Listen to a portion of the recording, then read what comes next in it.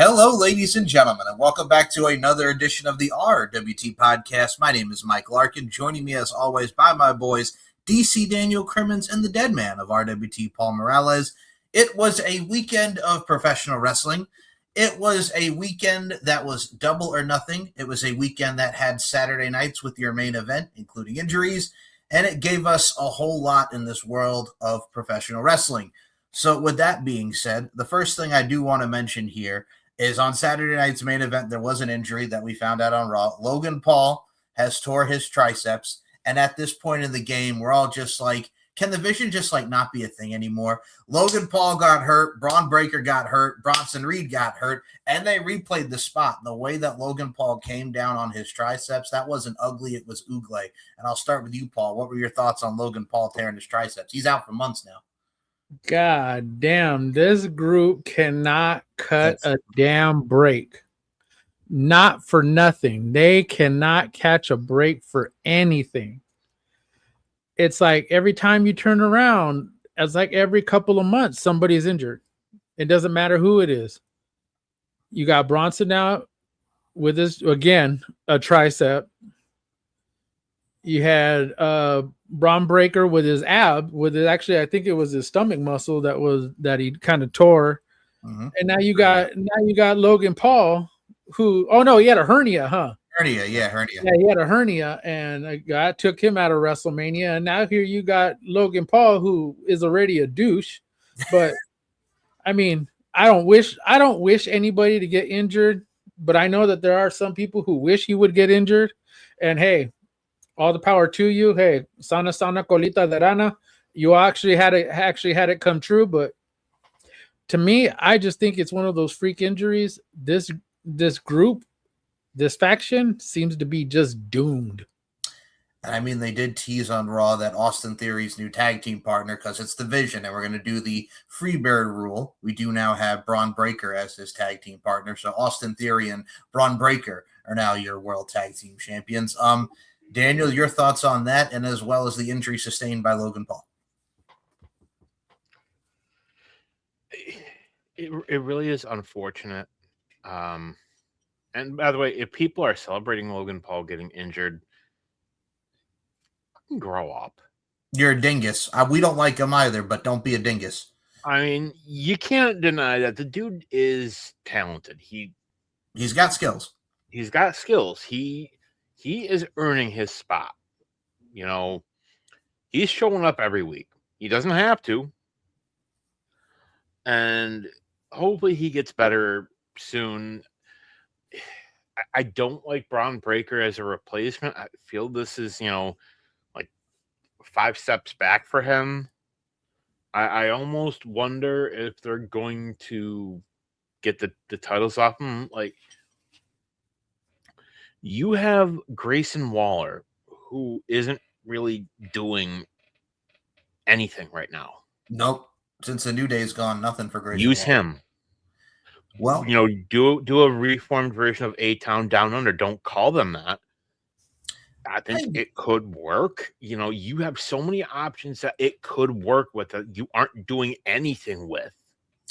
I mean, it's crazy to think now, since they did Seth Rollins and Montez Ford on Raw, which was a good match. Yeah. Austin Theory took out Joe Hendry and Angelo Dawkins. So I swear to God, if we're going to get Seth and Montez now against Austin and Braun Breaker for the tag titles, it's like my partner's out, your partner's out, so let's go together and fight each other now. So it's a tit for tat kind of deal right now for the tag titles. And then there's LA Knight just chilling like a villain, wanting to be the king of the ring. So we have a lot of stuff going on.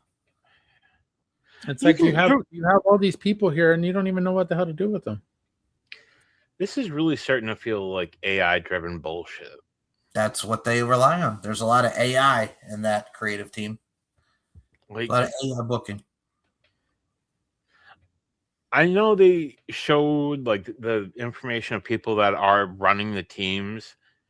I would just love to sit down with each of them for like 20 minutes, and I guarantee within 5 questions, I could tell you the ones that are wrestling fans and the ones that aren't. Yeah, that's the thing. It's like if you remember back in the days of the creative team when Freddie Prinze Jr. was on the creative team, you knew Freddie Prinze Jr. loved wrestling. Brian Gewirtz in his own right. Brian Gewirtz loved wrestling. There's many people that were Billy on that. Corgan when he was with TNA. Billy Corgan when he was with TNA. That's right. Like that was the thing, and he helped save TNA in 2016 there in that whole thing. So. And it's weird. The only other thing I do have to mention from that is, and I want to get your guys' opinions. So there was a certain person in that car last week. We saw them actually interact this week. Gave them a little look. Do you like the fact that it looks like the female that we're going to have now in the vision is one Maxine Dupree, as it looks like she's going to be slowly but surely turning on Otis and Tozawa and moving on over to the vision. A Maxine Dupree heel turn, which the last time we saw her, we were doing something with Natalya where she was a babyface, but that kind of went by the wayside as now Natty's doing her thing with Miss Parker and NXT. So I got to ask y'all, do you look forward to seeing a Maxine heel turn and her being a part of the vision? And I'll start with you on that first, Dan. I don't like her for that spot. Personally, the one who I think it would serve better, Ivy Nile. Ivy Nile, yes. They're not doing anything with her in the Green Brothers. And she's got, much like a Brock Lesnar type or a Braun Breaker, she looks like a badass. Like, she looks like she's gonna fuck you up. Short thing, yeah. But you look at her and you'd be like, yeah, she could fuck someone up. She's very disciplined. You look at her going out and bodybuilding. Mm-hmm. Have you seen the pictures of her bodybuilding? Oh my God, that girl is cut. Her being able to easily pick up Brutus Creed. Yep. Let's go back to Sheamus. Her and Sheamus working out. Let's go to that video. If you ever get on YouTube, go watch that video of Sheamus. Go to his YouTube channel because, man, that was one woman. And Sheamus said that she was sick in the video, that she was still feeling under the weather in the video, and yet she still went out there and kicked his ass. And the workouts that she was doing, man, that girl's a badass. I wouldn't want to fuck with her. No, that's the thing. They got her for the Women's Intercontinental title. We saw that feud with Dakota Kai and many others, and Maxine as well. But Ivy Nile's just been kind of on the side doing her thing on Main Event. Paul, I got to ask you, as far as that, we discussed who we want in the vision, but do you also like and you love her too, as we all do, our girl Maxine, her being in the vision with Theory and Braun Breaker and all them? It doesn't necessarily make sense because unless she was in this feud, the one that she had with Natalya, even the one that she had with Becky, you've never really seen her turn face or heel. You've never seen, you've seen her be angry, but not angry enough to the point to where you're going to be believable that she'll be a heel. That one, she'll be a good heel and an impactful heel at that. She was angry. She had a little bit of an angry streak. I had an angry promo with Becky. Then she had one with Natalya. So yes, if this is lighting the fire up under her, cool. But from a fan standpoint, are we just gonna are we going back to the AI thing? Are we just gonna erase everything that happened prior to this, and you're expecting wrestling fans to just all of a sudden be like an Etch-a-Sketch? Let me shake that shit, and all of a sudden, it's gone. You get it? To your point, and I will say this about Maxine Dupree, the last time she really was a heel was during the Maximum Male Model days, but it was a comedic heel team. It wasn't like a serious heel team. She was just a heel and a comedy tag team. So, having her be in this spot, let's see if she can really rev it up like we all know that she can, but it has to make sense to have the places and the puzzle pieces, everything put together. And speaking of everything put together, man, a lot of people have really, and we all love Sol Ruka because she's put together perfectly, the character, the aesthetic, and everything. But what we saw at Saturday night's main event when Becky shoved Jessica Carr into Sol Ruka, that Soul Snatcher was ugly. Hell, it was even Ugle. And then Becky would lose by DQ, and now they're doing the Intercontinental title match at Clash in Italy, which we'll get to later. But are you guys liking what they're doing with Sol Ruka thus far? Paul, I'll start with you, the Saturday night's main event match. Dude, what makes it so awful is that both Soul Snatchers that she did against Becky, botched. The first one was botched. The second one looked completely horrible, trash. I don't know if it's the shoes. I don't know if it's the ropes. I don't know if anything is different between NXT and the main roster, but somehow the ropes are just horrible. And we've seen her. Remember, she fought Bayley at Saturday night's main event for when John Cena retired. Look at how crisp that freaking Soul Snatcher was on Bayley. But the thing is that she has the ability to do it. Obviously, she does. So it's either the shoes, or it's her, or it's the ropes. We have to figure this out, and she needs to figure this out.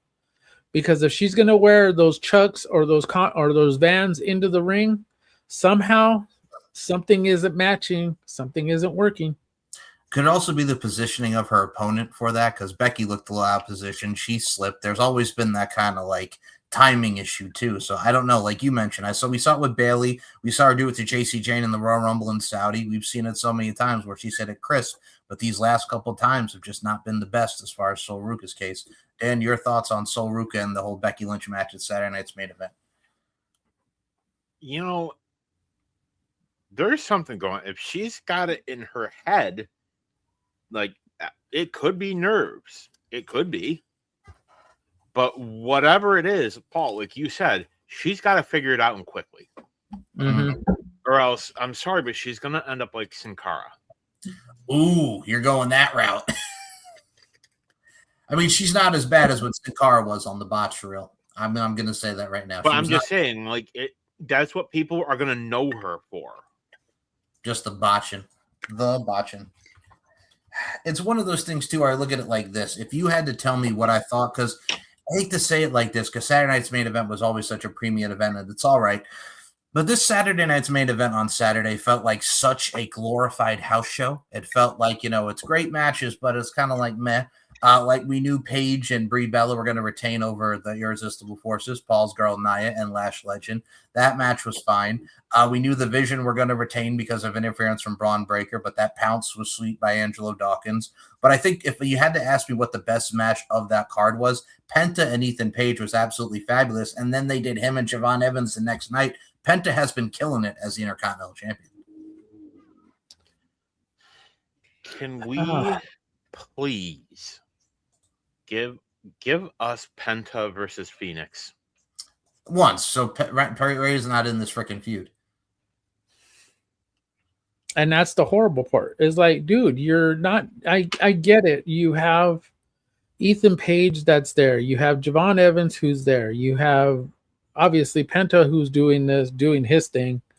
It just seems like there's not enough bodies to go around for the Intercontinental title. And I don't want to be wash, rinse, repeat with everybody with those three guys. I don't. I mean, we just mentioned Grayson Waller. Where the hell is he at? Why is he not in this picture? Why is he not out there feuding with anybody? Right. I think the other thing that gets me is like, it just feels like this is just, again, we go back to the AI thing. You're putting this all together.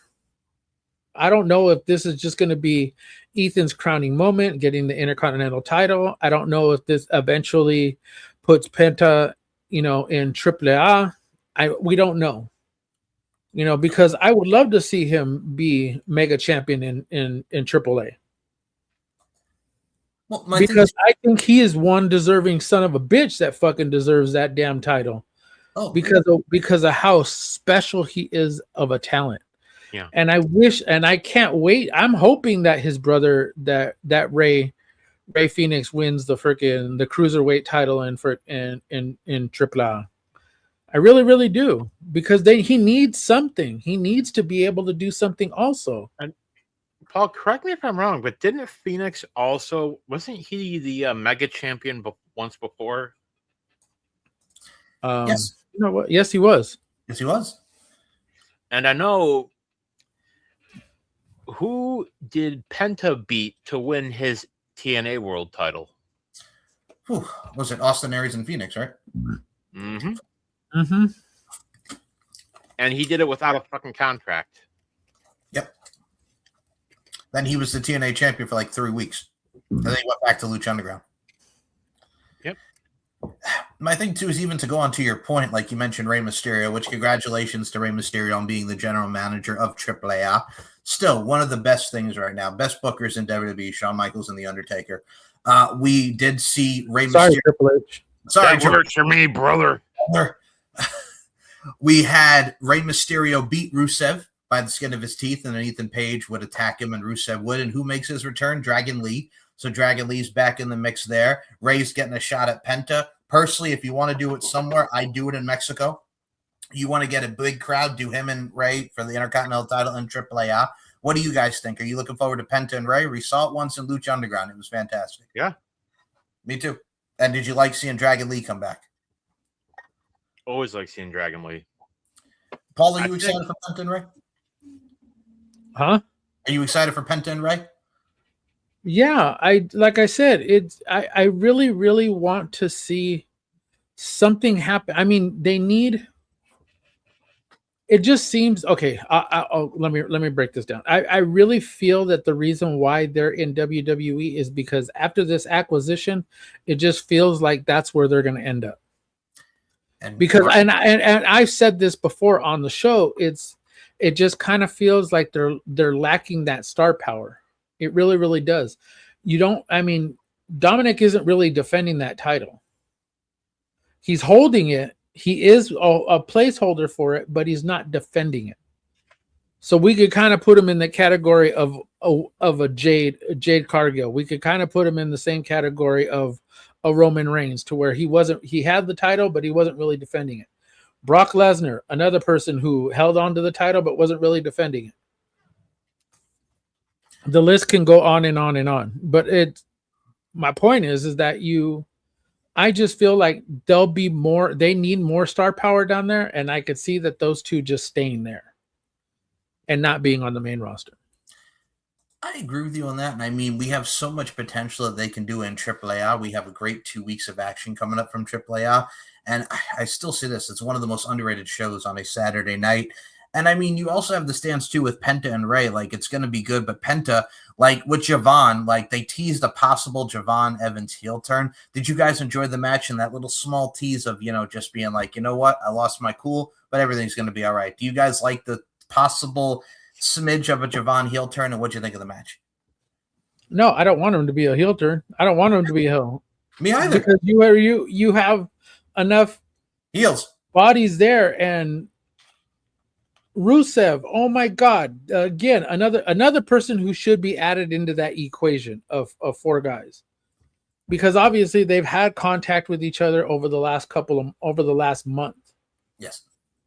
So I think that he should be involved in it too. Dan, what do you think? Dan's just like, I moved up. You have so many people that you have a stacked Intercontinental title division. You mentioned Rusev, you mentioned Penta, Penta's been fucking killing it. Dom isn't doing anything. He's essentially just like JD. Yeah, JD McDonough is another one. Yep. Why aren't you moving Dom into the world title picture? The dude is ready. He's ready. And I'm sorry, I like Rey Mysterio. I'm a Rey Mysterio fan. But why in the fuck are we getting him in an IC title match? I don't know. He's one injury away from being done. That part. Like I said, Like, I'm happy to see him as the AAA general manager, but do commentary with Corey and JBL. I'm good with that. Why not the dudes that were in the LWO? Oh, I'm Cruz del Toro and Joaquin Wilde. Yes, those two can go. Yep. You have one of your most stacked Latino rosters you've ever had, and every single person they have is fucking incredible. We got, I think it was for the U.S. title, we got El Hijo del Dr. Wagner Jr. Killed it. Yeah. Mr. Iguana. Yep. Killed it. Him and Ethan Page for the North American title. Same with Wagner. Yep. Like, you have so many people that can just go. You should not be lacking in stars for all three of your mid card titles. Because hell, I'll put in the North American title in there as well. Yeah, I mean the women's. Even if you look at the women's North American title, you could tell that they're going to the direction of Tiffany Stratton and Blake Monroe, which should be very, very good. But they're doing the pill part with Julia and Kiana James, which is going to be interesting. They're slowly splitting them off, but I'm just like, yeah, like we need some more challengers and more people to step it up for these divisions. And it's just like, we need more people. We need people. We hurt people. We hurt people. We need people. And let me tell you about the problem is, if you look at it at this like a business, if you're a manager and you've got your top performers, you should have people ready to take over if something happens to them. Right. If Roman goes out, who do they have that could be ready to be put in immediately? You've got Braun. Yep. Before he got hurt, I would have said there's an argument for Logan Paul. Bronson Reed. I don't know if he's at world title yet. Okay. But you've got maybe a couple. You should have more. You should have at least 5 or 6 names that can be put into the world title picture. And then you should have 5 or 6 names to replace them in the upper mid-card division. All the way working down to the bottom of the card, you should have people ready so that when it's like when a battery dies out. Or Domino's. When the battery dies out, I'm not a big fan of their pizza. when a battery dies out, do you throw the thing away? No. You take that battery out, you put the next one in. Yep. You should have people ready on both rosters. And the thing of it is, they have the talent, but you got to get them there. Look, and I'll be straight with you. Like, if you look at, like we mentioned, North American title, even with the women, like the fact that you got Chelsea Green helping out Tiffany Stratton. Randomly a babyface now. Randomly a babyface now. Okay, sure. Why not? Like, stuff like that is funny. I mean, you got Carmelo and Trick going for the U.S. title. That's a fun. Going to be amazing. That's a callback. That's amazing. And then I got to add to that, Mike. I'm really curious to see how that one goes, because before we got it, it was Melo that was the heel. Yes, and now Trick, yeah. Well, Trick isn't really even a heel right now. It's more, he's not a heel. They're adamant he is, but it's like, no. It's that Simpsons meme with the little sheep. Yeah. With the lamb, and the one lamb comes up, and they're just like, no. That's what this is. They're like, he's a heel. No. Not a heel. I mean, even if you look at the Sami side of things, we saw Sami Zayn not help Cody get beat up by Gunther. So Sami heel turn, but I don't know. They're trying to do something. We have told them what we want. We don't want a Sami heel turn. We want a Sami world title run. Yep. You could literally give Sami Zayn the world title for like a week, and it wouldn't even be happy. Exactly. We want the Cody Rhodes heel turn. It shouldn't have been Cena to turn heel. It should have been Cody. That's a valid point. I mean, but they want to keep him. They want to keep him as a white meat babyface. Yeah, a white meat babyface. But see, here's the thing. Look what turning heel did for Roman. Oh yeah. It breathed new life in him. And I will say, speaking of breathing in new life, all right, we'll touch upon these two from Raw, and then we'll move on to the other stories. But I have to mention this. So Paul Heyman starts off the show. Brock Lesnar via satellite cuts the promo. You retired me, you beat me, but I'm not going out like that. And pretty much said he's going to beat Oba at Clash in Italy. And then Oba's like, I'm not going to beat him this time. I'm going to kill him. Signs a contract.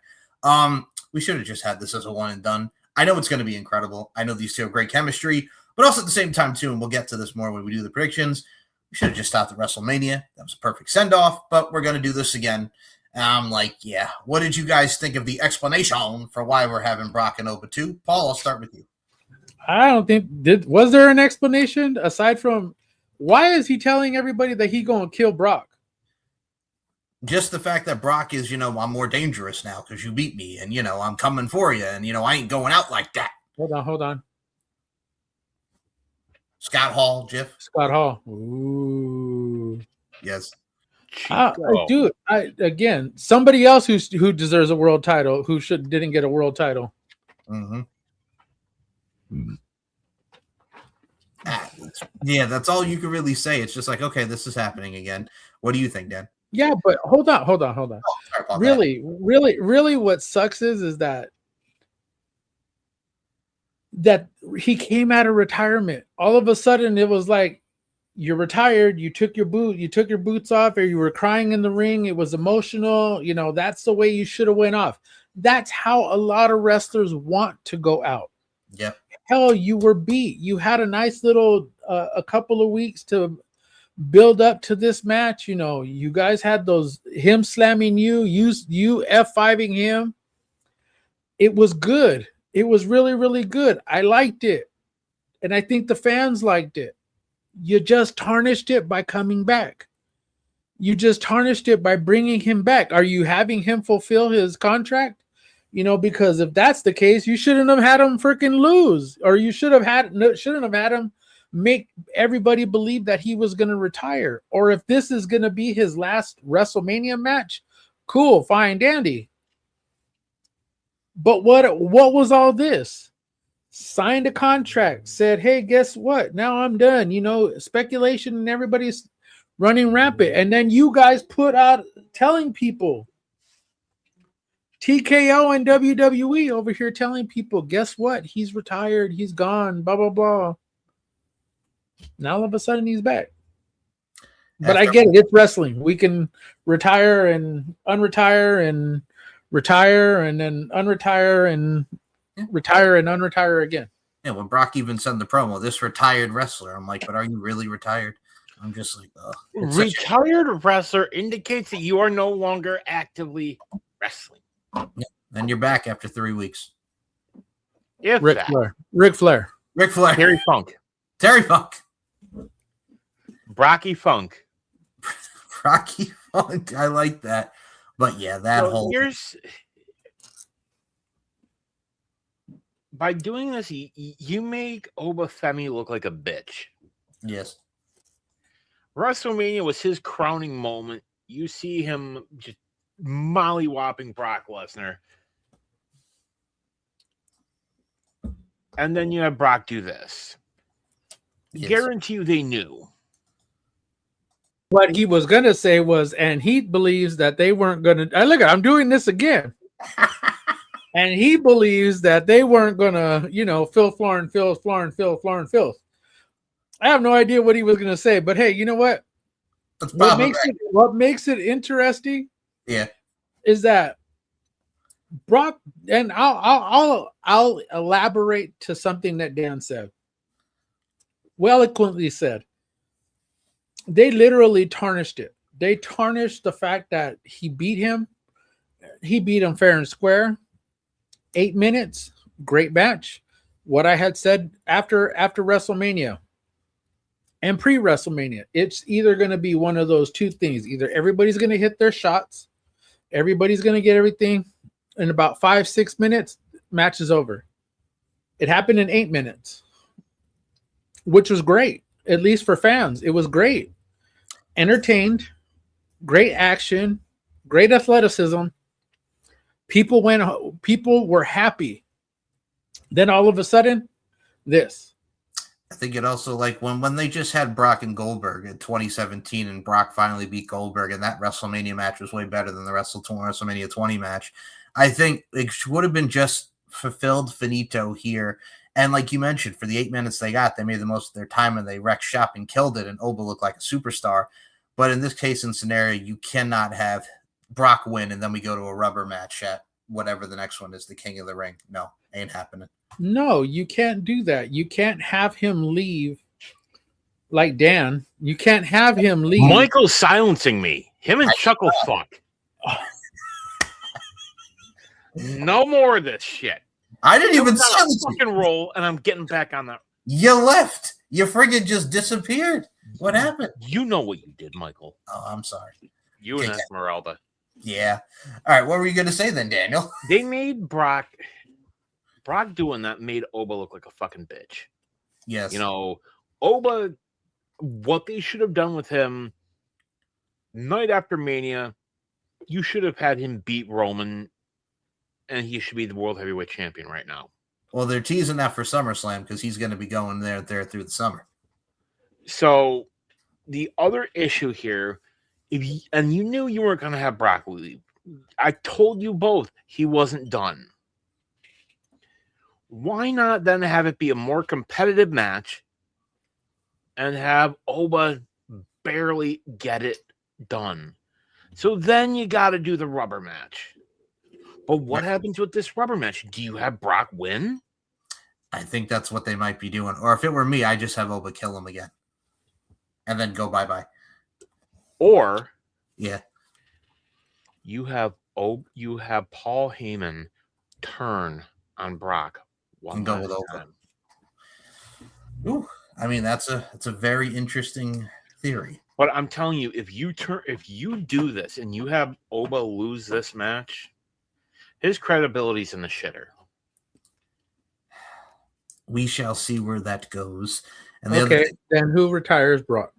Gunther. How about Braun Breaker? Braun Breaker would be even. No, what if? No, go ahead. Hear me out. What if you have Gunther versus Cody up first? Maybe Cody doesn't get it done. Maybe Gunther loses, and then after the Brock Oba match, which Brock loses again, he's in the middle of the ring looking at Paul, and he gets attacked by Gunther from behind. I like that. And then you have Gunther say he took out Brock. Brock's done. He's finished. And then you have Brock come back as a babyface one last time right before SummerSlam. And you say, you know what? I'm putting it all on the line. And then we have Gunther beat him. It's very interesting to see just because of how everything's going. I mean, we do have the King of the Ring and Queen of the Ring tournaments coming. So let's see who's going to be in it. As we mentioned, we know LA Knight's going to be in it. Yeah. But as far as championships go, we did finish off Raw with Roman and Jacob. I did like the stare down the contract signing. He just wrecked shop on the table and the security guard and threw everything out there. It was fine. It was to showcase the overall insanity that is Jacob Fatu. Roman did his thing talking about if you lose, you'll serve me. And then Jacob's like, if I beat you, then you'll acknowledge me. Did you guys like the ending segment between Roman Reigns and Jacob Fatu? We all know how this is going to fucking go. Yeah, well. And Paul, did you like it or you thought it was eh? It was what it was. I mean, for a go home show for an event over in Italy, yeah, you would think it would be something a little bit more spectacular. I don't know. It just feels like it's like a Saturday night's main event, glorified house show, a glorified house show, and that's exactly what it feels like. And I get it. Saturday night main event was never supposed to be kind of like. It was literally supposed to be a glorified house show. Because back then when Vince ran it, it was like you had house shows. You had all these house shows during the week and on the weekends and whatnot. But you needed something to hype it up. Enter Saturday night's main event. And everybody was like, "Oh yeah, we get this show once a month or maybe once every other month." To showcase wrestling and entertainment. And that's what it was. Now it just feels like the exact same thing, only with more commercials. Yeah. And we'll get to something that didn't have a lot of commercials, that being AEW's Double or Nothing, with just everything that went into that. But I do have to bring this story up before we get into one of the bigger stories and everything in between. So we did cover the Ronda Rousey-Gina Carano fight and talked about our thoughts on the last show. But somebody else had to comment on it, and that was none other than TKO president Mark Shapiro. And he says that TKO turned down Ronda Rousey versus Gina Carano. It was more of a stunt, appeared first on Clutch Points. Add Clutch Points as a preferred source by clicking here. So that was from Clutch Points who stated that. So here is what Mark Shapiro had to say.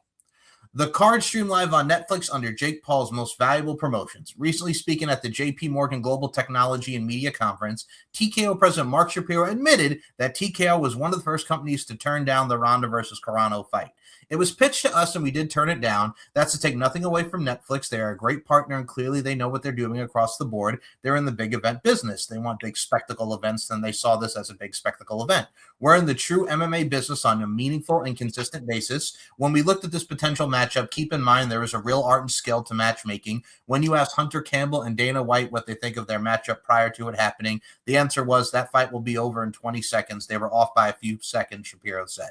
I don't think a fight like that, just the way it played out, is really good for MMA, especially because it's Netflix and they have an incredible global audience. For them to go to that fight and think that's what MMA is, I don't think is good for the sport long term. We saw it that way and decided to pass on it, taking nothing away from the legend of Ronda Rousey and the win she got. I guarantee incredible viewership numbers. For us, it was more of a stunt than a meaningful MMA event, he said. So, your thoughts on Mark Shapiro's thoughts on Ronda and Gino and everything from Hunter Campbell and Dana White's comments. Is he mad now that they actually drew the money that they did?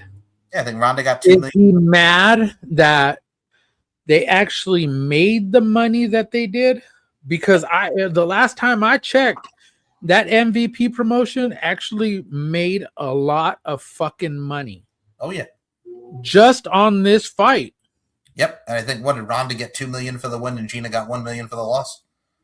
Yeah, and they don't even do that in UFC. So come on now, you can't sit there and say, "Oh, well, they would have made better." The reason why we passed on it was because it wasn't big. It was huge. Yep, that's what she said. Giggity. But we knew this. We knew going into it. We knew what was going to happen. This Mark-ass idiot decided that he wanted to say something stupid. And, well, it's a shame that they didn't take advantage of it. And the other part of it, and I just want to get your thoughts, the fact that Hunter Campbell and Dana White think of their matchup prior to it happening. The answer was that fight will be over in 20 seconds. They were off by a few seconds. What do you think about Hunter Campbell and Dana White's friggin' predictions? And don't go too harsh. Like how long has it been since Gina fought? 2009. Why was anybody expecting her to go out there and put on a fight? Because she tried. She tried. Don't get it twisted. She tried, but I think they kind of already knew. Hey, guess what? We're gonna get paid either way. And the other thing too, and they did. I mean, to go on to your point too, Gina even said after that, she's like, "I would have liked to show more of what I can do," but I'm like, "Please don't go into another fight again. Please don't." Oh, something came into my head. Something popped into my head. Yeah. This is WWE. The thought process, yeah, and the way that they think, how they believe AEW is. Yes, it's literally putting down what MVP is doing. Yep. It's like the WWE, the UFC version. UFC going at MVP. Yep, I can see that. It's definitely a good comparison. But it makes sense though. It's like you got UFC, who is pretty much the top tier. Yep. And they're pretty much talking shit about MVP, which is WWE basically, putting down AEW because they believe that they're a lesser product. Yep. And as much as they like to say, "Oh, we're okay with Jake Paul and blah blah blah," you're a damn liar.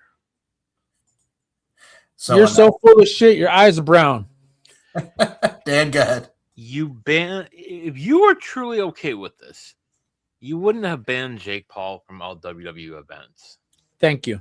Yep. Thank you. And it's like you said, it being over in 20 seconds. Well, yeah. Like you said, Gina hasn't fought in over since a decade. Yep, since 09. Ronda's been what? About 8 years? Yeah, about 8 years, right before WWE. Like 2016 was like her last fight. And yeah, I mean, yes, she got her ass kicked, but she's been in the fight game. Plus, WWE so she was still had to be, ready to go. And right. I would be more apt to think that there's money with Ronda and Holly Holm, or Ronda and Misha Tate. That's where the money is. Give us Ronda versus Cyborg. Yeah. Cyborg wants her. I know. She's been very, very determined and very adamant that she wants to face Ronda. And I'm sorry, but Ronda's not going to take that fight. Oh, we saw what Chris Cyborg even did to friggin' Gina Carano. Like, my God. Like, I still remember watching that fight. She absolutely... Cyborg would fuck Ronda up. That woman is a killer, literally and figuratively speaking. We love us some Chris Cyborg here. Oh, my goodness gracious. So we go from Mark Shapiro in TKO, and we will go to now. TK no. And we now go to Progress Wrestling. So, Progress Wrestling, and this is from Sean Rossett. Big Damo, the former Killian Dane, and Nikki Cross have acquired Progress.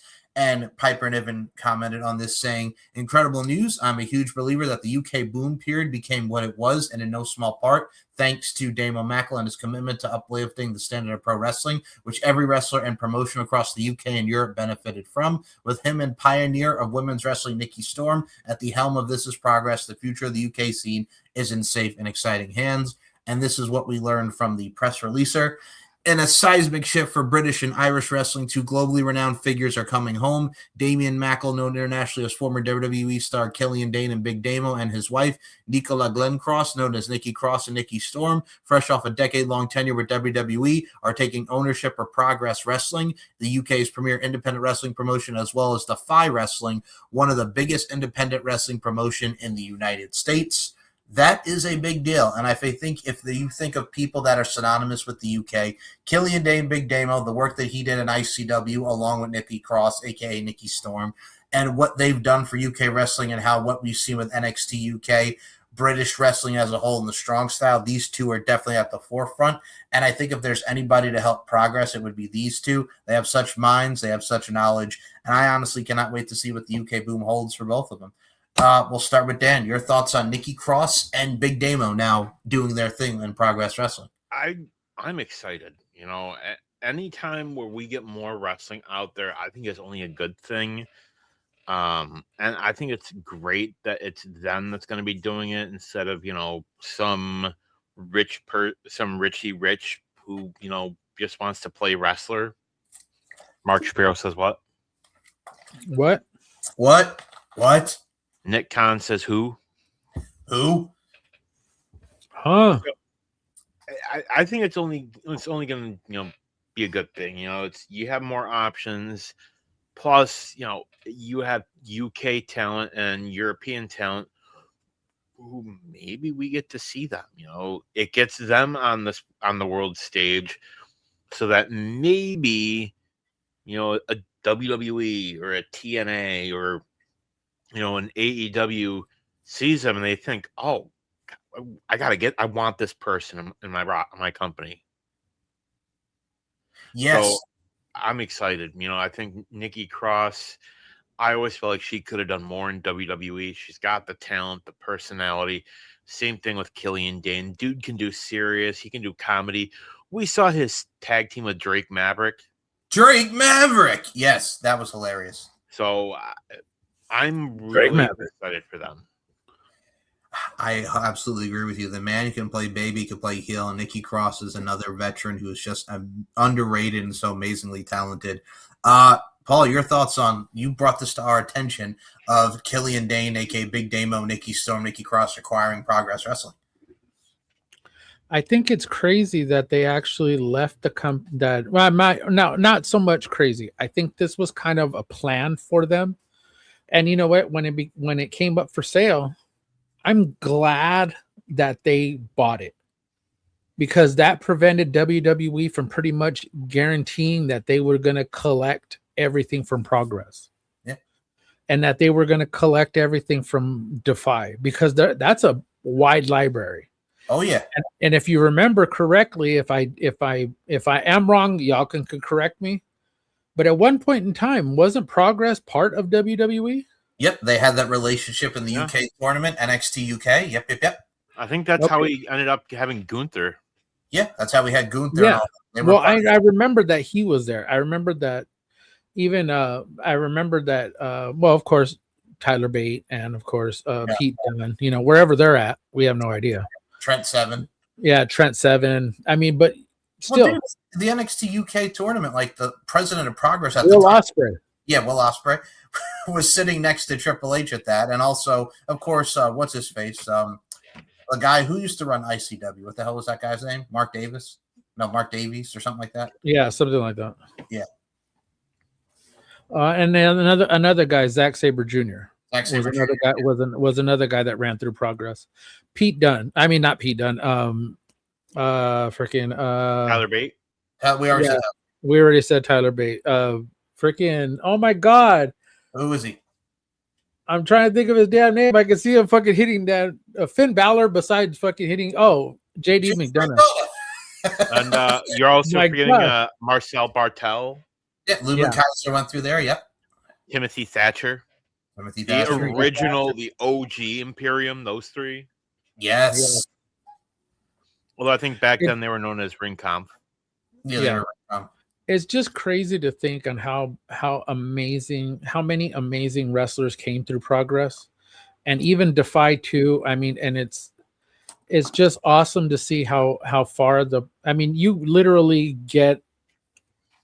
It's like you cut your teeth in those promotions. Yeah.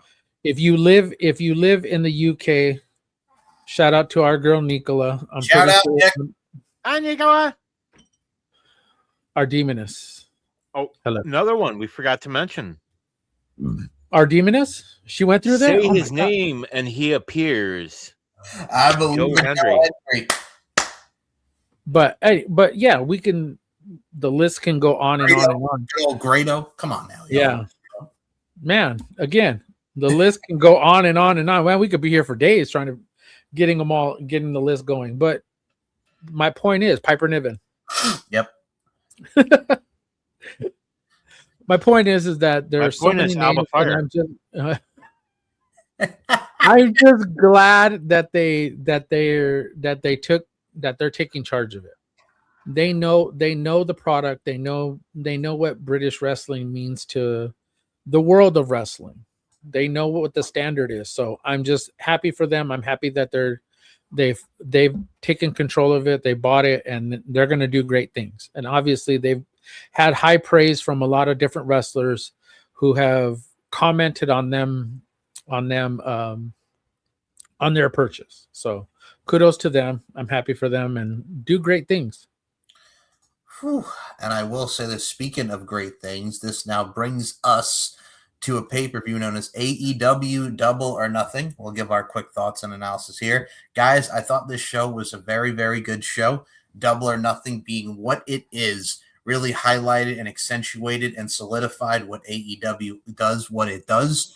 I got to tell you though, a lot of people will complain again that of how long it goes, 12:30, 1 a.m. It's Memorial Day. Not a lot of people are working, so we can exclude that. But I think from what they gave us from top to bottom, I thoroughly enjoyed it. One thing I do have to point out before we even get to it, and I know you guys are very excited about this. So Tony Khan, during the AEW presser, the medium scrum afterwards, says that next April there's no domestic wrestling weekend in the United States yet. And he specifically emphasized yet. So you know damn with well. a smile on his face. With a smile on his face, that very smile right there. He's planning on going head to head with WrestleMania. Somebody listening to our show. I mean, we've only been saying this like for months now. I would. Dan, do me a favor. When did they announce that it was going to be in Saudi Arabia? I think it was last fall. Last fall. One fall. Anyways. Anyways, go for it. I gotta say this, Tony, because you're watching our program. I guarantee you he's watching us. I always feel. Hi, Tony. My one request to you, Tony, come up with a good name. Don't give us like WrestleFest, WrestleSlam, WrestlePalooza. Great Balls of Fire. Breaking Point. Capital Punishment. Oh God. Turning Point. No.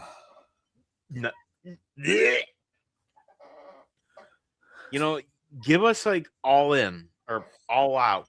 Honestly, I think move Double or Nothing. Then, or have All In, the pay-per-view event that started it all. Boom. And then have All Out in the summer months. Exactly. I mean, like friggin' WrestleMania is going to start in the early afternoon. So Tony, well, could I run it the same day right after it, or even during it? So I mean, what's to stop him?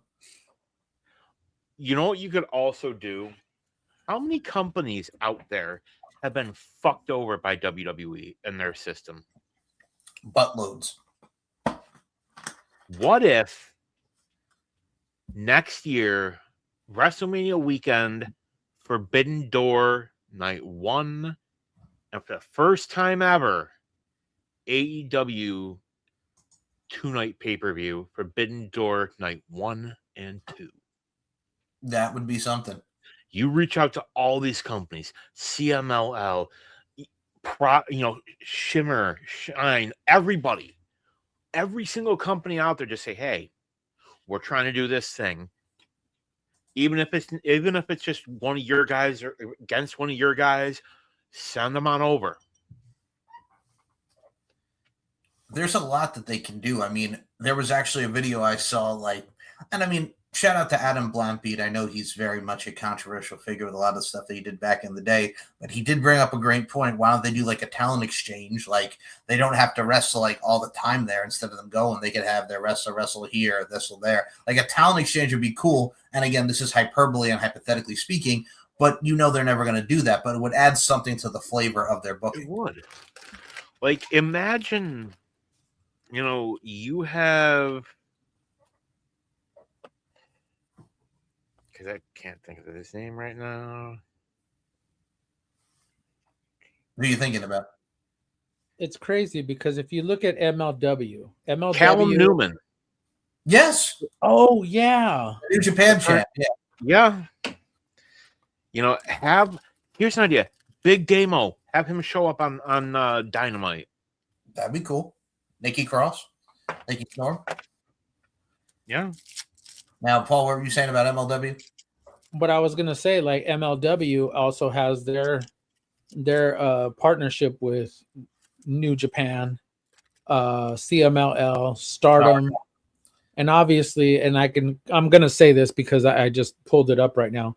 Don't forget Saturday night, MLW Fusion starts. They're back on Saturday nights. They're back on their weekly show. So hopefully that continues to keep launching and continues to keep propelling and getting everybody interested back in the company. Here's Not an that idea. not that they don't have a fan base. I'm not saying that. I'm just saying we'll get more eyes on the company, more eyes on the product. Obviously, we already know their champion, Killer Cross, Karrion Cross, his beautiful wife Scarlett. We know a lot of the names that are there. Shotzi. Oh. Yeah. But we know the names that are there. We know what they're going to do. We know that come Saturday night, you're going to get a lot of people, a lot of eyes on them. And I believe that could be another promotion that this guy, Tony Khan, can reach out to and say, hey, guess what? Why don't we cross promote, do Forbidden Door in April?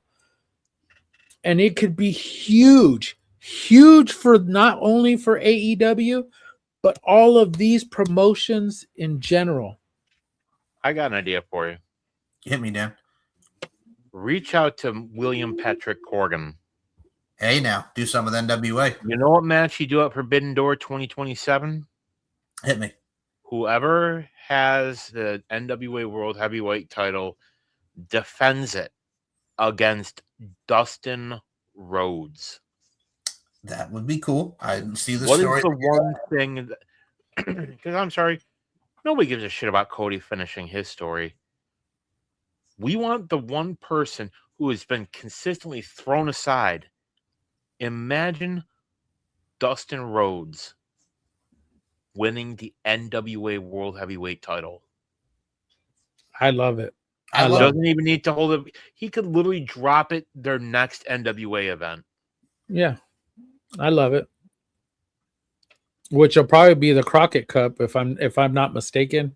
I believe that's about the time around WrestleMania season. I believe the Crockett Cup is their major event after. It's either at the end of April or beginning of May. I somewhere around there. I'll let everybody know in the next episode that we do. But here's the thing: is that I love that idea. I genuinely love that idea, and I would love to see Killer Cross face off against John Moxley in AEW in a Forbidden Door situation. I would love that. I would truly love that. Yeah, they have so many things that they could do. It's how you execute it, and let's just hope Tony does it right. I mean, he definitely has that smile. He has that urge, that passion, that giddiness to do it. So let's just see how he executes it. That's the just as an aside, because you mentioned Cross, people gave him so much shit when he left. You know, when he said it was TKO, people are like, no. Yeah. But now, when we're seeing so many stories from so many different talents that are like, yeah, this is them, that old Killer Cross is kind of right. Yeah, it's the TKO. Like I said, we say it every show. TKO. And they got to go. But it is what it is. And this is what we're stuck with, unfortunately. And again, not the Vince McMahon is a fucking perv and, got forced out of his own company. Yep. And again, it's not the wrestler's fault. It's just the way that it is, unfortunately. And they're doing what they can do with it. So, speaking of what they can do with it, we did have Double or Nothing. A very eventful show. One of the things we definitely have to mention is we did open up the show with a tag team title change. New York Street Fight I Quit match. Wait. You missed a complete. What happened on the buy-in? Oh, I'm sorry. I thought we were going right into yes. Mick Foley. My bad. Mick Foley. My apologies. No, don't turn your thumb around. That was we're thumbsing up for Mick Foley. No, right here in New York City. New York City. I'm tell you, the thing that was wrong with this fucking show from start to finish, no goddamn ads. No logo placement. How are we supposed to know who's sponsoring them? How are we supposed to know? If they don't tell us every 5 fucking seconds, how are we supposed to know?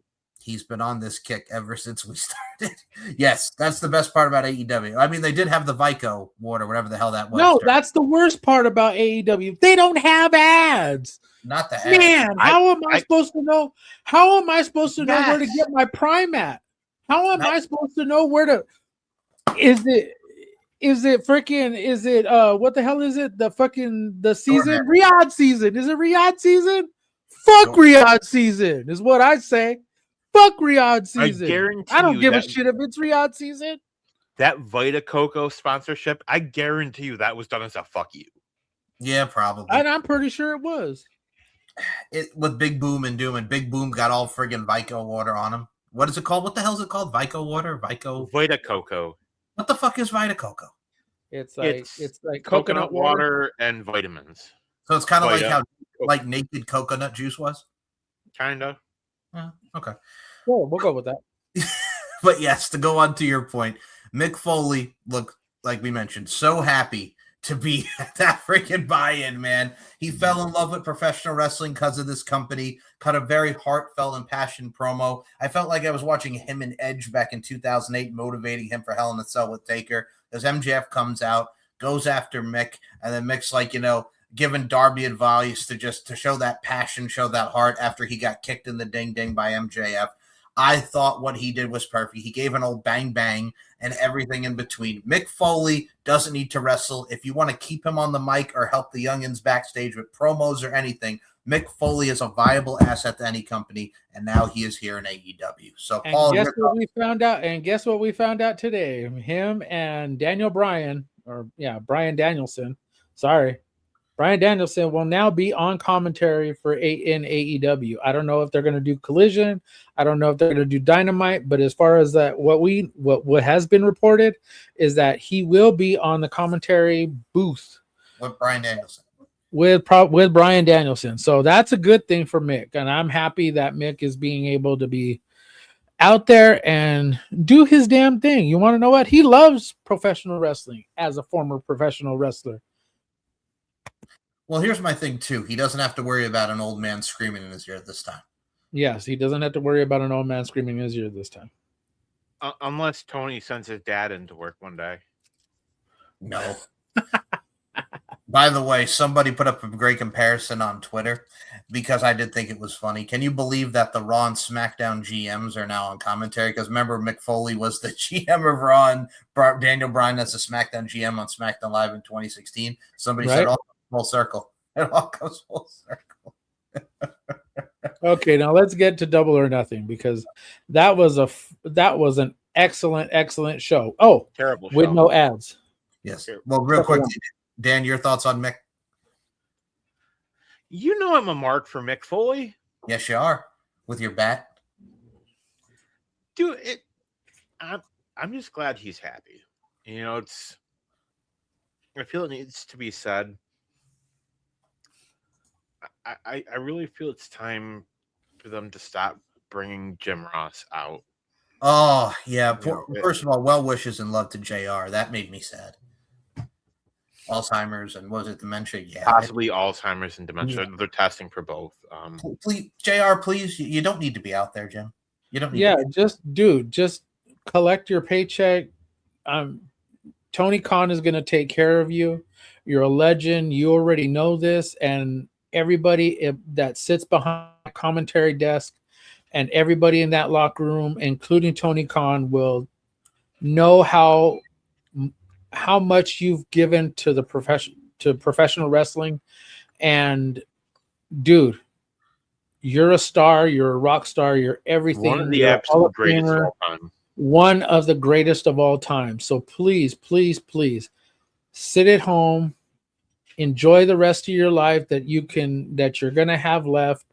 And Tony Khan, please continue to keep taking care of this man. I know you are, but please just keep the man at home. I know he may want to be out there in front of everybody, but man, he doesn't need to be out there for no reason other than no reason. Maybe a future episode of Uncaged, Cheap Pop, #1. Yes, sir. But I dare say, as far as Jim Ross goes, he was the voice of a generation. Absolutely. I guarantee you the Attitude Era would not have been as epic as it was if it had not been for Jim Ross on commentary. No, not at all. True.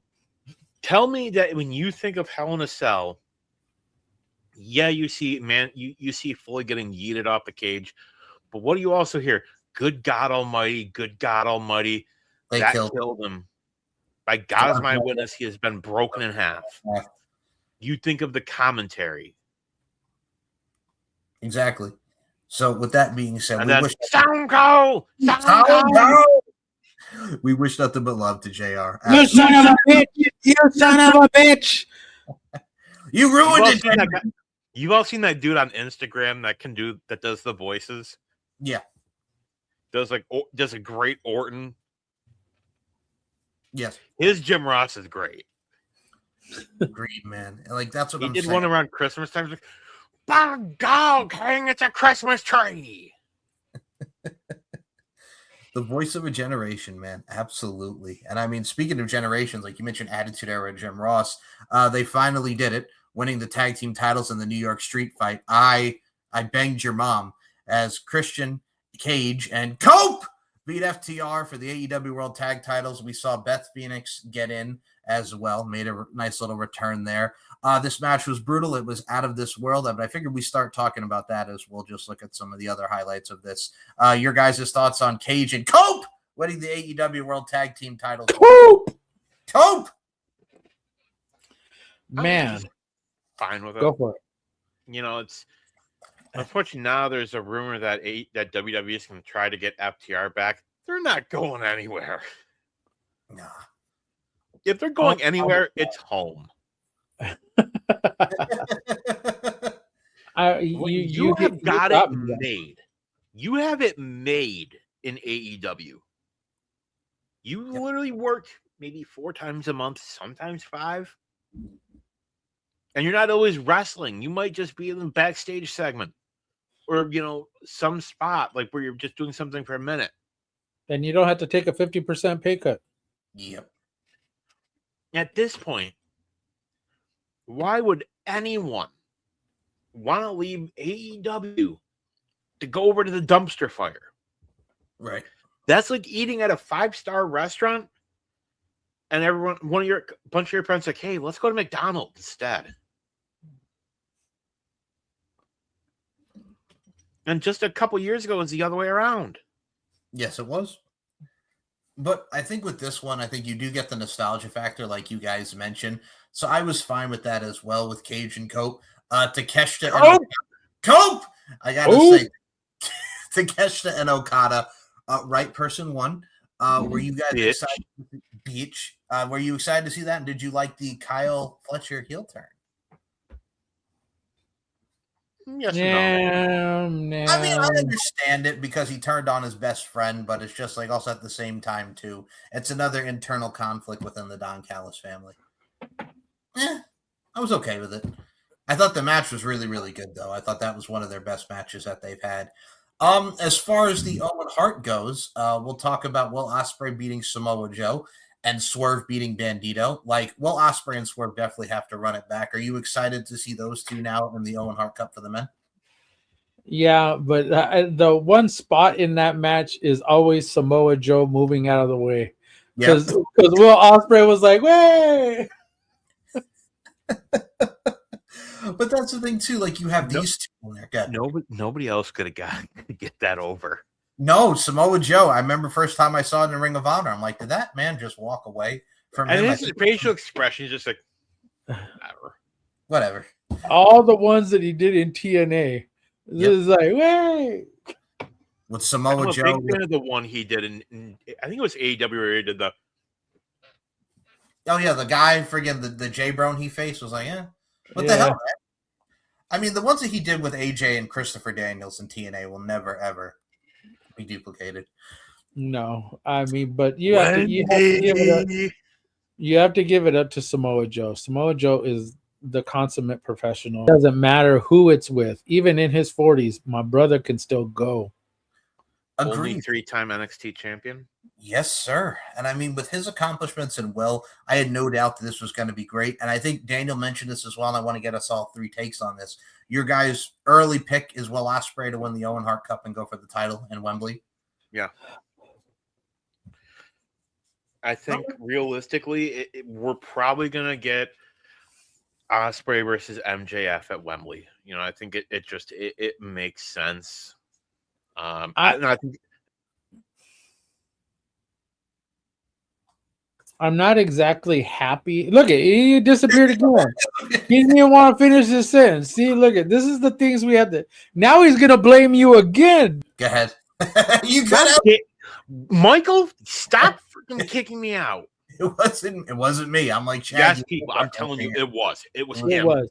Nah, I saw him hit the. And he told you he was going to do it. For it. Reach for it. He was looking. See, he was like this. He was like, all right. Fuck him. Bam. That's it. He's out of here.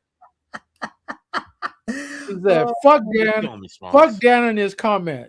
You're killing me, Smalls. What is this, the Sandlot? You're killing me, Smalls. What is this, the Sandlot? Oh, boy. Hey, that movie's fucking epic. That movie is fantastic. I'm not going to lie. Yes, it very much is.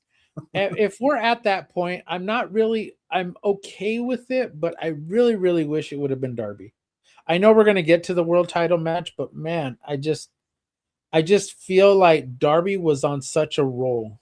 Darby, and I get it. You want to have a big name go up against Will Ospreay if that's where you're going to go, and I'm pretty sure that's where you're going to go because obviously it's in Wembley. And if it isn't Will Ospreay going for that title, then Hacksaw Jim Duggan. Stop it. Stop it. As long as it's not John Moxley, as long as it's not Swerve, because I don't need to see Swerve and MJF again. No, I'm good with that. Thank you. I'm good with that. I just feel like that's where it needs to go. Well, and as far as the women, if it's not Athena, yeah, I'm gonna be very disappointed because I want Athena to be a double champion. I mean, Athena. I really do. Athena and Mirna Shirakawa was an excellent match in its own right. I mean, to go into your point about Will Ospreay, I mean, they did tease that thing when Darby was talking to Will, like, hey, man, the Death Riders, we got to make sure we got to take them down before. He's like, man, I got the Owen to win. So there's tie-ins there. I did propose a Will Ospreay heel turn, and he gets that whole darkness that the Death Rider's been teaching him and beats Darby, but obviously that's out the window. But Ospreay and MJF in a repeat of their international title match from Wembley a couple of years ago, I think that would be cool, and you get Ospreay winning the title from MJF. I think that definitely is. Like you mentioned with Athena, like they have so many possibilities, and I think Athena definitely needs her just due for the work she's done in Ring of Honor and within this company as a whole thus far. The other thing I have to mention is Tekla. Hold on. Who else is left in this tournament? For the women? No, for the men. Oh, for the men. Okay. So Will Ospreay beat Samoa Joe and Swerve beat Bandito. So now the only two matches we have left are Mark Davis and Jack Perry and Claudio Castagnoli and Brody King. Okay. Let me just kind of throw this out there. What if the one person that messes everything up is John Moxley? Yes. Hey. What if John Moxley messes it up for Will Ospreay? And what if we get Brody King versus Brody King versus MJF for the AEW World Title at Wembley? And Brody wins. See, I would not hate that. I would not hate that at all. I would love it. I would absolutely love it. But I don't know what it would be? The rubber match for the fucking between the two. Yes. So for the women, the only ones that are left here, Athena, we have Sky Blue against Suri from Japan. We have Persephone against Hazuki from She's Japan. Back? Yeah, it says I'm looking at Wikipedia, but yeah, Persephone and Hazuki. I thought she injured her elbow or something like that. I swear she was out with an injury, but hey don't back, whatever. Oh, and Alex Windsor against TBA. All right. If there's anybody that's got to go in this, Dakota Kai. I would love to see Dakota Kai just to make an appearance because she's Charlie. Thank you. No, please, God, no. For the life of me, no. For the life of me, and I love her. I really, really do. I think the return would probably be excellent. I really, really do, but I just don't want to see it. Not right now. Well, we've been saying that the match at the UK is probably going to be in Wembley, Mercedes and Tekla, and Mercedes as the babyface.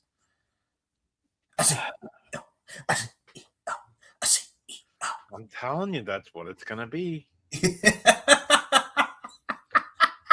And to that I say, unto thee, it is the one title. Tell me when I'm telling lies. Why are you taking my line? I stole it first. I stole it first. He said I stole it fair and square. At least it's not I hit it first. By the way, fuck you, Ray J. On a side note, did you see that bitch ass Ray J get knocked the fuck out? Fuck you, Ray J. You bitch. Move on. I'm sorry. Bitch. Bitch. Bitch. Bitch. So besides Tekla, which the match with Tekla and Hikaru, Jamie Hayter, and Statlander was awesome. Every match on this show told the story, and it was absolutely fun. One match I do have to mention to you guys is John Moxley and Kyle O'Reilly. I want to just touch on Tekla for a moment. Sure, go ahead, man.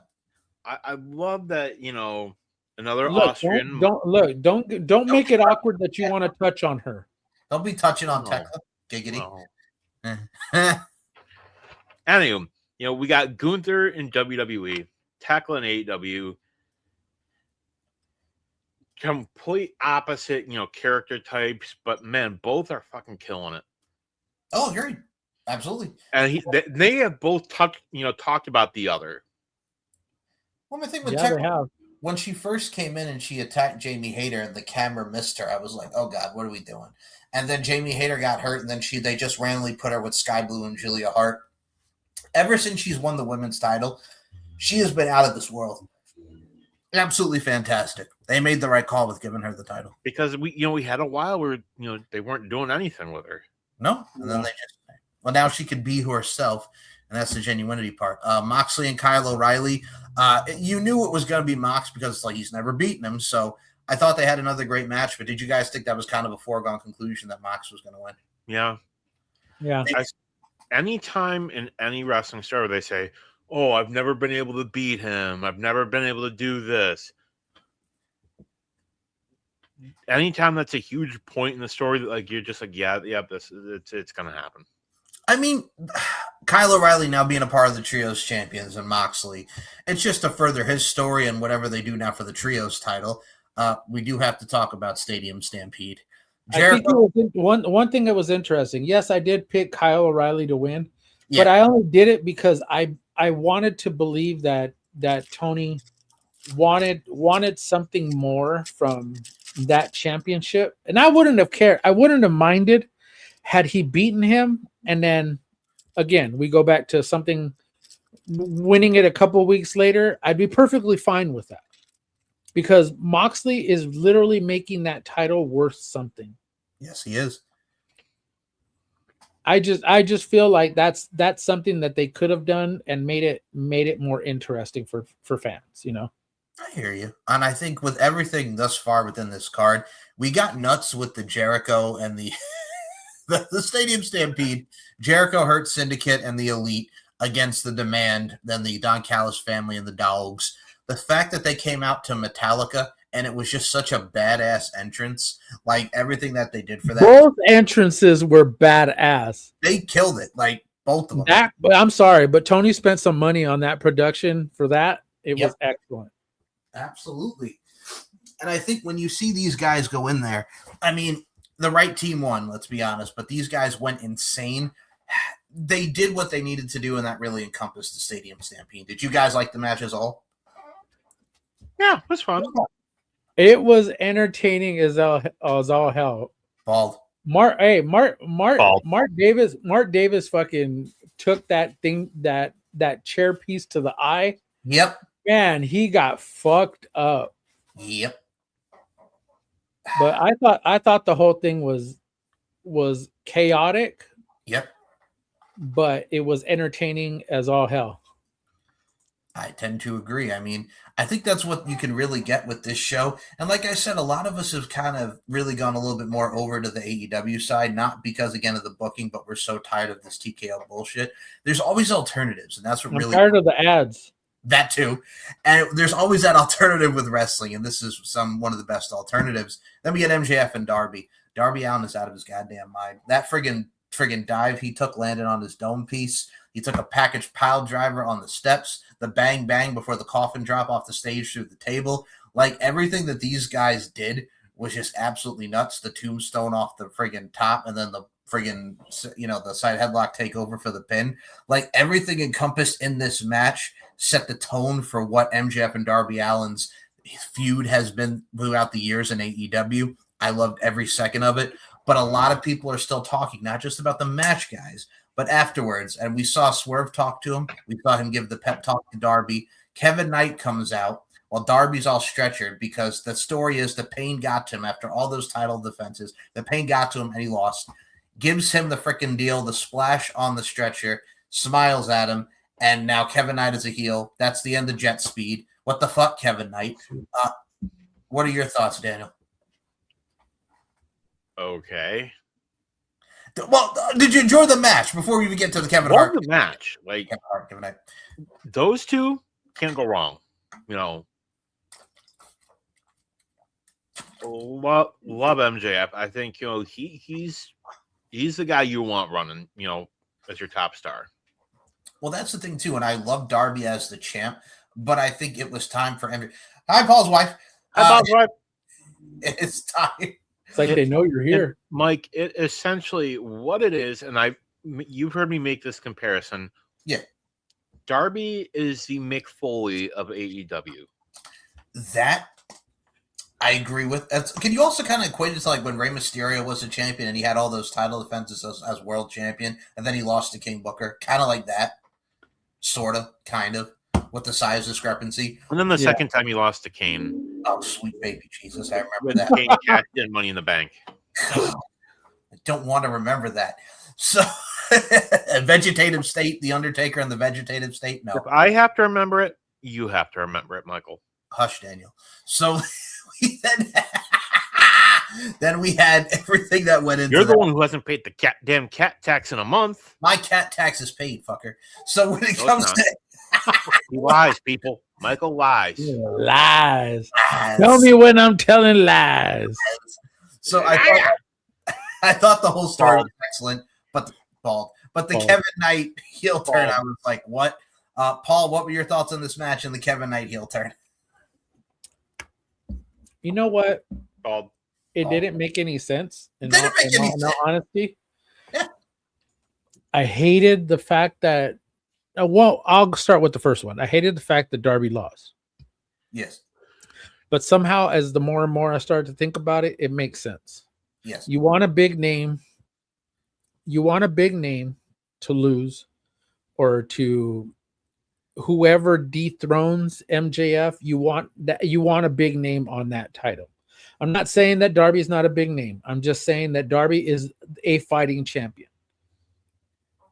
And I'm saying that with all due respect, Darby Allin is a great wrestler. But dude put his body on the line for the last 8 weeks that he's had, 8 title defenses that he had that. And man, he put his body through hell. Oh yeah. So taking the time for this and then just take some time off, enjoy it, but do promos. You know what? If you're gonna do a few promotions, let your body heal, brother. Yeah, just do the please promo. Let your body heal. Please don't be fucking Jeff Hardy. No, oh God. And I love Jeff Hardy, but please don't be Jeff Hardy. Yes, but please don't be Jeff Hardy, man. Dude, take some time off, do some promos and whatnot. Come back after fucking after Mr. Jet Speed. Are you guys looking forward to Darby Allin and Kevin Knight in a feud, that next feud? Or I think we're going to get him in Speedball first before we get him and Darby. You know what? I don't care. I mean, at this point, I just want to see a competitive match. I really, really do. I think if we are going to get Kevin Knight and Speedball, I would love to see that match 1-on-1 because I think they're going to kill it. Agreed. I think I'll say this, yeah, man. Much like Foley, Darby is somebody that he doesn't need the world title. No, like he's perfect even without it. Like he didn't need the TNT title, but he got it. And the tag. Is that to say he'll never? Oh yeah, and he's been tag team champion. So that's right, him and Sting. Yep, him and Sting. So Sting. But bald. Do you give him the national title? Do you give him the continental title? Do you give him the women's tag team champion? Do you give him, the women's world championship? I don't know. I'm just kind of throwing it out there, throwing the TNT title again. Does he international title. I don't know. I'm just kind of throwing out titles because it just seems like there's. I mean, a trios title. Does he find two more guys to get into the trios title picture? I just want him to go out there and wrestle. And yes, I would love for him to be a champion because I think he's just going to go a long way in this company, and he's got a lot of time left in his wrestling career, but he needs to stop. Yeah, stop doing a lot of the fucking death-defying shit that he does. I legit thought he broke his neck on that freaking dive. Look what happened to Mick Foley. Yeah. Agreed. Look, and he's even said it. Hell in a Cell, while it made his career, it also shortened it by about 10 years. Yeah. Now, you talk about trios and two people. What about Stephen Borden and his brother? Oh, yeah. That is a nice little comparison, a little throwback there. You know, because I don't think Stephen Borden's going to sign with WWE. No. Again, why would anybody want to? Hey, if they want to, I guess mainstream, whatever you want to do, but hey. And then you have to take a 50% pay cut. Yeah. If you're happy with every wrestling company you're in, just be happy. That's all I really say. I know there's a lot of crap going on, but if you're know what you're signing up for. I know what you're signing up for, exactly. Speaking of what we know what we're signing up for, this is the last portion that we're going to get into. As you could tell, we did enjoy Double or Nothing. AEW has been rocking it with these pay-per-views. And WWE in its own right has too, but the problem is the booking and the everything that gets up to. We know the match and the ads. Bald. Speaking of the ads, Bald. So Clash in Italy is this Sunday on paper, on the PLE, if you will, on the ESPN first hour, and then the ESPN Plus and Minus and whatever fucking app you get. So it's on at 2:00 in the afternoon for Dan and I, 11 a.m. Paul's time on Sunday. So you get it early in the morning, and we get it early in the afternoon. Giggity. So there is only 5 matches announced for this card. So I figured the first match that we start with is Becky Lynch versus Sol Ruca for the WWE Women's Intercontinental Championship. I think this match is going to be good. I think it's going to be very solid. Hopefully we do not see another Soul Snatcher fakakated moveset there. If you really want to do something to surprise the people in Italy, Sol has not won a match yet. And obviously we saw the DQ. I think something happens where Becky flips and gets too cocky and Sol wins and finally gets that precise Soul Snatcher. For me, I'd love to see a title change here. I'm going with Sol Ruca to win the Women's Intercontinental title. Dan, what say you? Sol Ruca or Becky? Should Sol win? Absolutely yes. Is she going to? Probably not. Mm-hmm. I'm going to go back. All right. And Paul, Sol or Becky? I think it's going to be Sol, and I think we may actually get a legitimate Soul Snatcher in the middle of the ring, because if we don't, then it's really going to be bad for Sol Ruca. If she can't hit it properly, it's going to be really, really bad for her career. And that's just being honest. But I am going to take Sol, and I think this is the opportunity of a lifetime for her. So what you're saying, Paul, is you're a soul man. I'm a soul man. Well, it was nice having you over. Okay, I got to go back. Hey, I was watching that episode of Fresh Prince this morning. You mean that? And also, the pool hall scene. Oh, yeah. Jeffrey, break out, Lucille. Break out, He's Lucille. James Avery. Yes, the great James Avery. Look, Phil. Rest in peace, Uncle Phil. Yes. And also Shredder from the old Ninja Turtles cartoon. Yeah, freaking Shredder was in. That's right. I think also a lot of people, millennials, will also go to the Drake and Josh episode where Jake and Josh are doing the Blues Brothers. Good stuff, but nothing will ever break out Lucille. I'm sorry. Jeffrey, break out Lucille. Well, I'm going to tell you what we're going to break out into next. So we go from Becky and Sol, and we'll go to the other women's match that is on this card in a rematch from WrestleMania. Rhea Ripley versus Jade Cargill for the WWE Women's Championship. Look, Saturday night's main event was absolutely the way that match went. I enjoyed the match. I thought it was very solid. I thought it was fun. It was nice to see Charlotte and Rhea get on the same page and Alexa hugging them. It was very cute, very fun, and entertaining. And then they take her out, and then Jade hits the Jaded on Rhea and pins her 1, 2, 3. It reminded me of when John Cena was feuding with the Great Khali in 07, and John Cena beat him at the pay-per-view, and then Great Khali beat him at Saturday night's main event, and then Cena beat him again at the pay-per-view. That's what it kind of reminded me of. So Jade pinning Rhea was not a shock to me. If I'm going with anybody in this one, just so we can finally get this over with, because I'm kind of over it myself. I know it'll be good, but I got to go with our girl. I'm talking about Mommy. Rhea Ripley retains over Jade Cargill. Paul, who you going with in the rematch, Rhea or Jade? According to my daughter, Rhea. Wonderful. Wonderful. I love it. Dan, Rhea or Jade? I hope to God it's Rhea. Yeah, I'm right there. It would be so horrible if they give it back to Jade. I'm sorry, but it would be horrible. They would truly be on some fuck shit there. Yeah. Ugh. This is literally part 2 of every one of these matches, except for Becky and oh no, it is, because they fought each other once already. Oh, Saturday night's main event. Yeah, so it's literally part 2 of every match that's on this card is literally the second bout of everybody facing each other. It's like Rubber Match City. Or the part 2. WrestleMania Backlash. Yeah, WrestleMania Backlash, Clash in Italy part. Yeah, whatever. Yeah, we were in Clash in Paris. Now it's Clash in Italy. So we go to our next. At the castle before that. Yeah. Ugh. So we go to this matchup next. All right. What's the Clash at the White House? Oh, don't even joke about that, man. You know, first of all,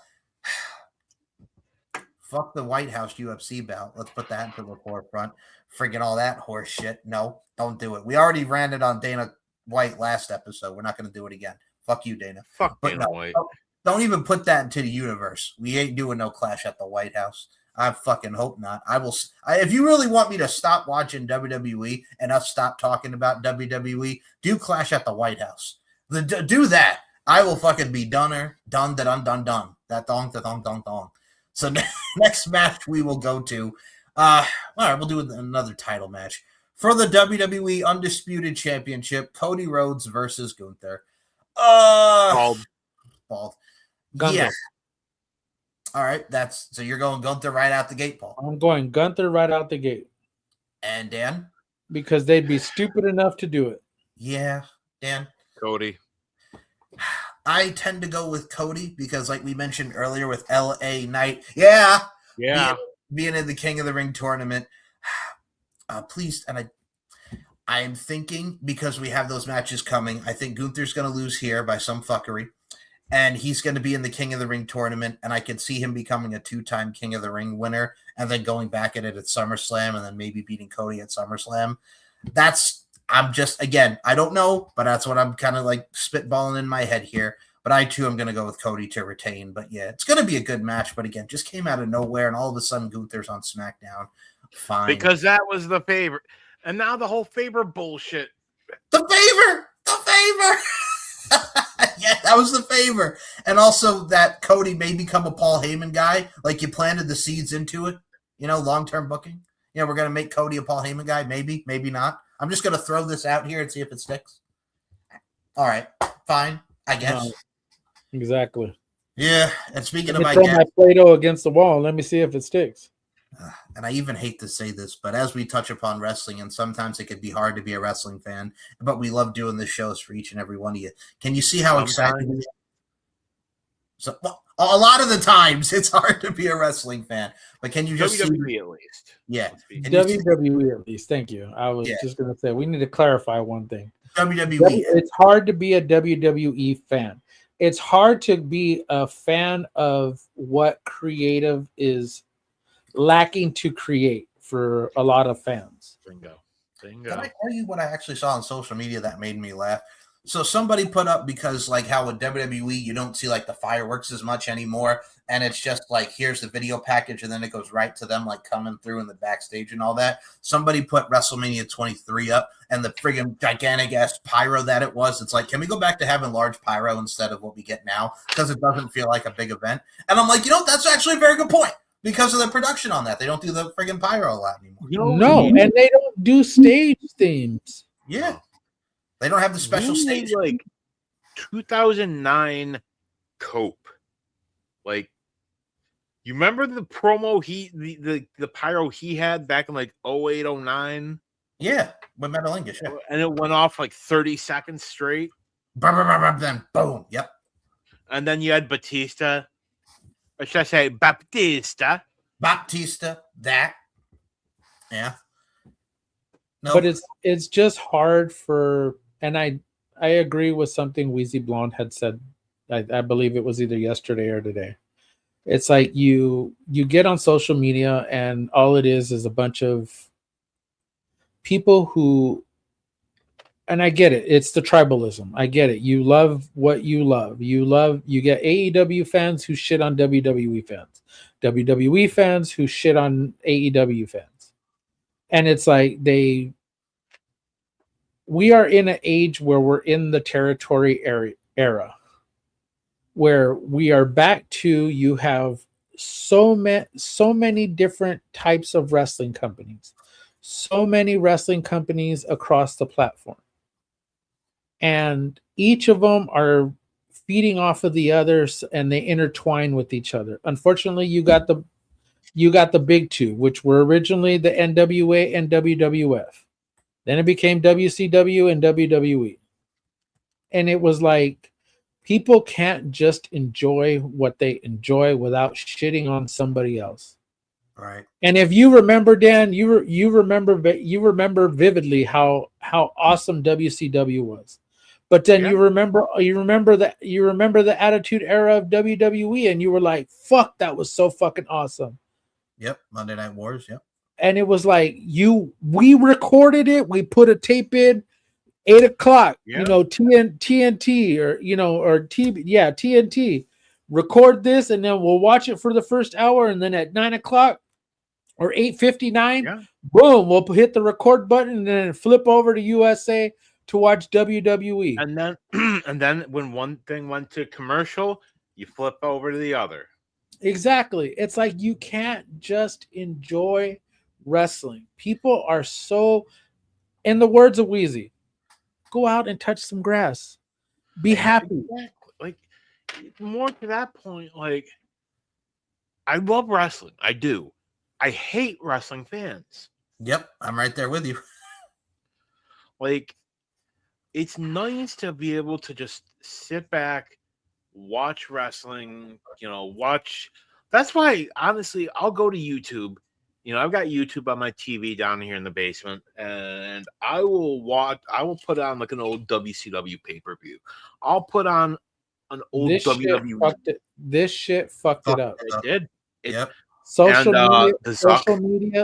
media fucked everything up because I didn't know what your opinion was of fucking WCW. I didn't know what Michael's opinion was of TNA. I didn't know. None of us knew. I mean, yeah, there was a little bit of, we always, like Dan and I, we used to get our stuff, Pro Wrestling Illustrated. We used to, flip through it, and then we'd see little articles here and there, and then there were opinion pieces from people in the magazine. There were like people who would give their opinions about certain things. We would have to read about it, but we wouldn't have to read about it every week on one of these or every day on one of these. I mean, technically speaking, my generation, the millennials, were the last generation without social media. So last generation grew up without social media. So I get it. I completely get it too. I mean, all we really had was MySpace before Facebook, Instagram, and Twitter. Hey, that's how I met my wife. Yeah, man. Oh, see what's in your top 5 and your top 10. No, what's in my top 8?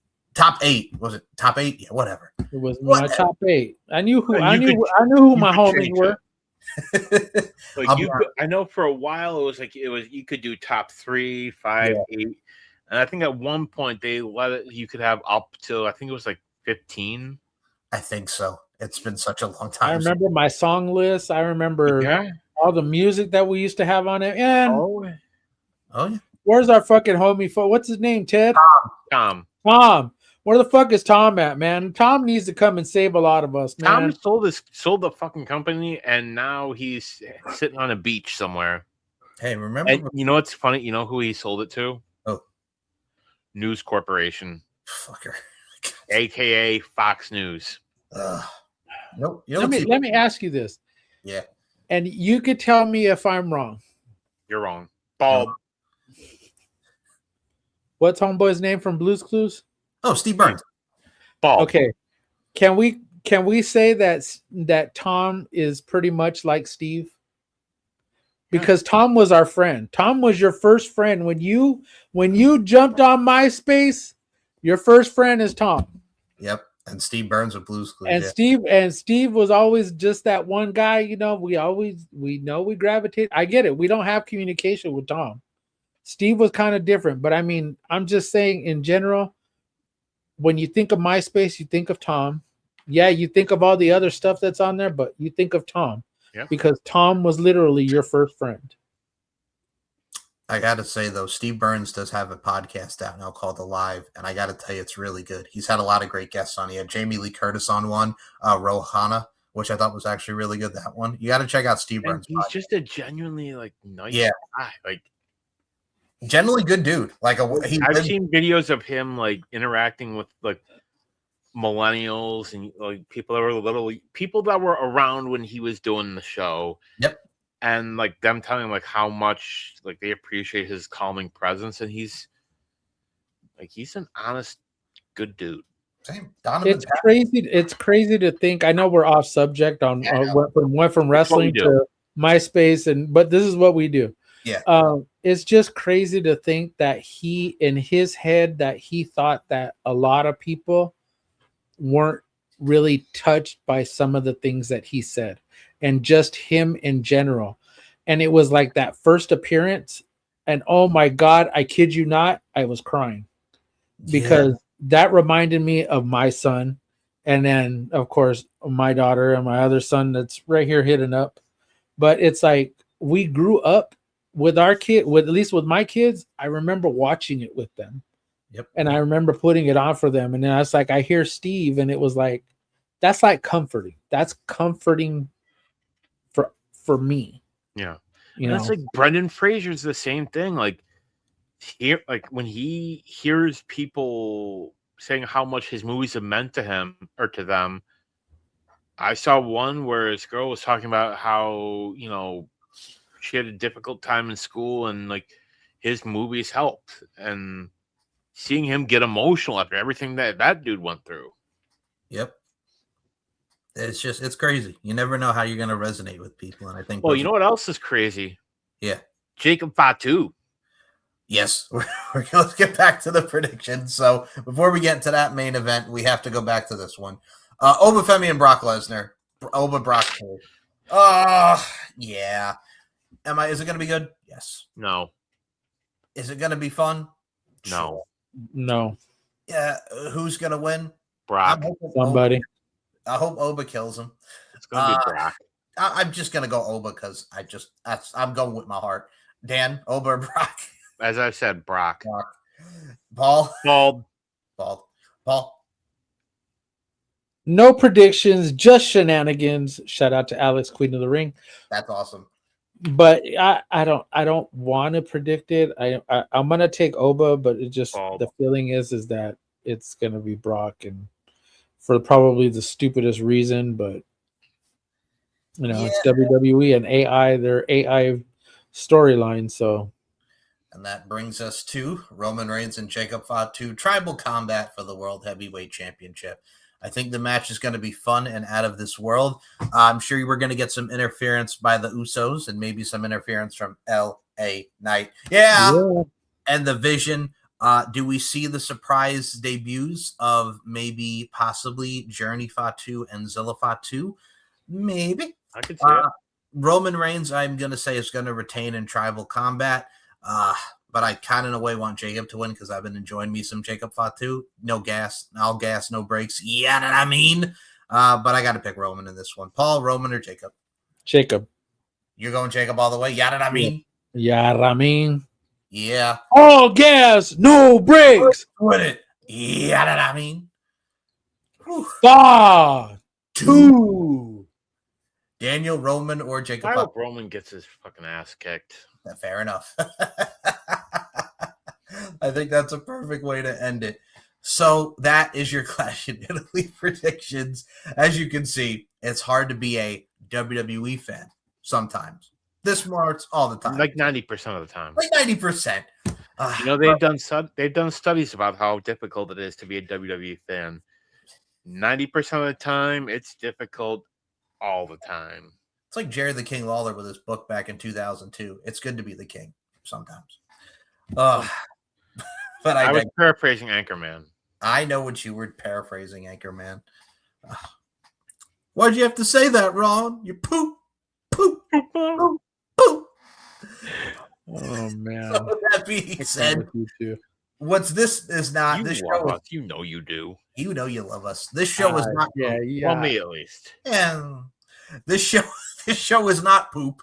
As that concludes another edition of the RWT podcast. We love what we do, and sometimes the emotion gets drained out of us at wrestling, but we love talking about it anyway, including Steve Burns and Brendan Fraser, and social media fucked everything up.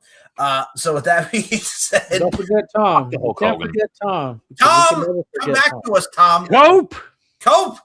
I'll even say this. We go back to the days, not even social media. We were back in the days when we were looking up stuff we had to ask Jeeves. Oh, yeah. I went back to that. We had to ask Jeeves, goddammit. I remember days when we had to go back and look up in an encyclopedia. Matt Quest, anybody? Can we get Matt Quest up in this bitch? How is it that it is 2026 and we still really cannot get a whole lot of celebrity GPS voices? I want Gordon fucking Ramsay telling me when I make a wrong turn to fuck off. Give me Samuel L. Jackson. Motherfucker. He used, and I kid you not, he used to have a celebrity voice for the Amazon Alexa. And to the point where you could just say, Sam, what's your favorite word? And if you got the not safe for work version, he would literally say, motherfucker is my favorite word. Oh, man. See, this is why we can't have nice things. Because of these two. But we will say this. We will speak with you guys next week and give you our thoughts on Clash in Italy and everything in between. Before we close this out, Daniel, where can we follow you on the social media? The floor is yours. Links are going to be down below. Got some stuff coming in, cooking in the chamber. You will have to stay tuned. Got stuff coming. All right. Links will be in the description. And fuck the Hulk Hogan. And fuck the Hulk Hogan. Paul, where can we follow you on the socials? Before I get on to all mine, you see HBD C-Money? My nephew Calvin, his birthday is this week. Happy birthday, Calvin. You're gonna be the whole new age. Look, man, you're already gonna be, you're almost 4 years from being an adult, man. Look, man, I that's the scary part. Is that you 4 years from being an adult, man, and that's the scary part. But I want to wish you a happy birthday. Pumpin and I want to wish you a happy birthday. These knuckleheads want to wish you a happy birthday. Calvin, I love you, brother. Happy birthday. And as far as the links, you can follow the RWT Facebook page. The link will be down below. You can follow the RWT Twitter and IG page. You can go to the link tree on my bio, but literally it'll be down in the description because my brother from another mother, Mr. Michael Larkin over here, always puts them down there. But be sure to give us a follow, give him a follow, and my brother from another mother, where can we find you at? Check me out, SM Show 1 or MCL92 on the Twitter machine, StephenMikeShow.com, LFCfights.com. Instagram is Larkin_92 and MLarkinMB. S&M Network shows, subscribe to the YouTube channel. We have the Stephen Mike Show. We have the RWT podcast. We have Uncaged, Deep into the Heart of Wrestling. We have On the Mic with Mike. We got some pop culture. We have the new podcast, The Takedown, which is on the channel, as well as on WFJFM.com. So go out of your way and go out all these sites and all these great shows and content with a lot of great people, including these two, and so much on this fine YouTube channel. And with that being said, we will see you next time for another edition of RWT and the RWT podcast. For Daniel Crimmins, for Paul Morales, my name is Mike Larkin. We'll see you next time, and happy birthday, Calvin. Yeah, well, Happy birthday, Calvin.